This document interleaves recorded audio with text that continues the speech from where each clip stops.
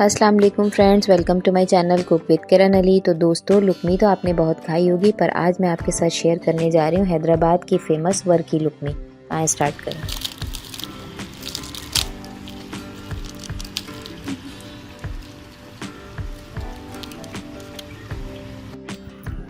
अगर आप मेरे चैनल पे नए हैं तो जल्दी से चैनल को सब्सक्राइब कर लें और बेल आइकन प्रेस करना ना भूलें, ताकि मेरी नई आने वाली तमाम वीडियोस आप तक बआसानी पहुंचती रहें।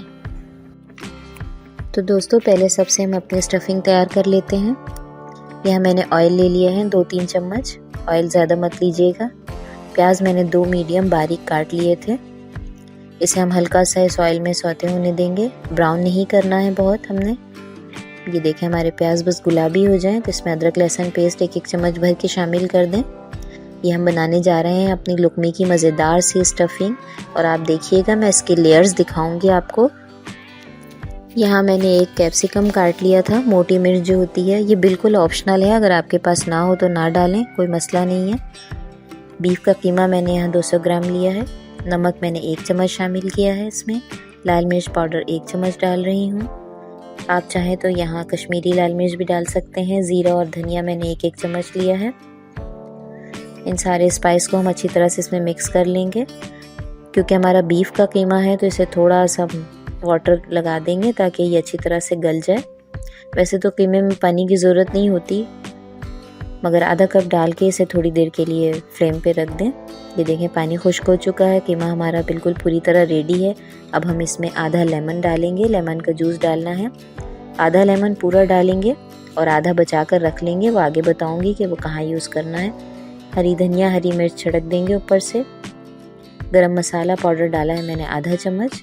और ये हमारी स्टफिंग बिल्कुल बन के तैयार हो गई है। इसे हम ठंडा होने के लिए एक तरफ रख देंगे और अब हम स्टार्ट करेंगे वर्की लुकमी की प्रिपरेशन। आटा मैंने यहाँ 250 ग्राम ले लिया है। अब जो हमने आधा लेमन रखा था अपना रिमेनिंग, वो डाल देंगे इसमें। आधे लेमन का जूस तकरीबन 2 चम्मच ऑलमोस्ट। तेल मैंने यहाँ 2 चम्मच लिया है। नमक मैं आधा टीस्पून डाल रही हूँ। क्योंकि हमने कीमे में भी नमक डाला है, इसलिए आटे में बहुत ज़्यादा नहीं डालेंगे। अब थोड़ा थोड़ा पानी डालकर, नॉर्मल पानी लिया है मैंने यहाँ, ना ठंडा ना गर्म। अपना आटा गूंद लेंगे। ये देखें, इस तरह से आटा गूंद के तैयार कर लिया है मैंने। इसे हल्के से मॉइस्ट कपड़े से ढक कर रख देंगे। थोड़ी देर के बाद इसे हम खोलेंगे और ये देखें, हमारा आटा बिल्कुल तैयार है। अब इसको मैंने 4 हिस्सों में कट कर लिया है। क्योंकि हम वर्की लुकमी बनाने जा रहे हैं तो हम अपनी वर्क बनाएंगे इससे 4 लेयर। वर्की लुकमी कह लें या लेयर वाले समोसे कह लें। एक बहुत अच्छी सी क्रिस्पी से लेयर बनानी है हमने। इस तरह से पेड़ों की हम रोटियां बेल लेंगे। 4 रोटियां मैंने तैयार कर ली हैं, एक साइज की बेल कर। यहाँ मैंने 2 चम्मच घी में 1 चम्मच मैदा डालकर मिक्स कर लिया है और 1 चम्मच मैदे में 4 चम्मच वाटर ऐड किया है। ये दोनों मैंने अपनी बाइंडिंग बनाई है। अब मैं आपको बताती हूँ कि इसे कहाँ कहाँ पर यूज़ करना है। घी और मैदे वाली जो बाइंडिंग थी उसे हम अप्लाई करेंगे लेयर्स बनाने में। ये जो हम अपनी रोटियों की लेयर्स बना रहे हैं, एक रोटी बेल कर उसे रखी, उसके ऊपर ये घी और मैदे का मिक्सचर लगाया है और फिर मैंने उसके ऊपर दूसरी रोटी रखी है। इस तरह से मैंने 4 रोटियों की लेयर बना ली है। 4 लेयर है ये। अब हम इन सबको चारों को अच्छी तरह से एक साथ बेल लेंगे। मकसद ये है कि थोड़ा पतला हो जाए ये। और बहुत ज़बरदस्त सी लेयर वाली समोसे होते हैं ये। इसे चारों तरफ से मैंने काट लिया है, स्क्वायर शेप में कर लिया। पिज़्ज़ा कटर इस्तेमाल किया है, आप चाकू की मदद से भी कर सकते हैं। अब ये हमारा दूसरा बाइंडर जो मैंने जस्ट मैदा और पानी घोला था, उसे हम चारों तरफ से लगा लेंगे ताकि हमारी ये स्टफिंग बाहर ना आए और अच्छी तरह से ये जॉइंट हो जाएं। ये दिखने में जितने अच्छे हैं, खाने में भी उतने ही मज़ेदार हैं। बहुत ही ज़बरदस्त से क्रिस्पी और मसालेदार। इस तरह से मैंने बनाकर रेडी कर लिया है। मैं इनकी फ्राइंग स्टार्ट कर रही हूँ।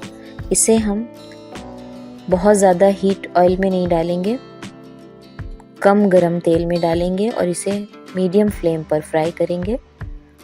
देखें, हमारी लेयर्स खुल के कैसी रेडी हो गई हैं बिल्कुल खाने के लिए। ये देखें, ये कितनी खूबसूरत लग रही है देखने में। चेक करें क्रिस्पीनेस।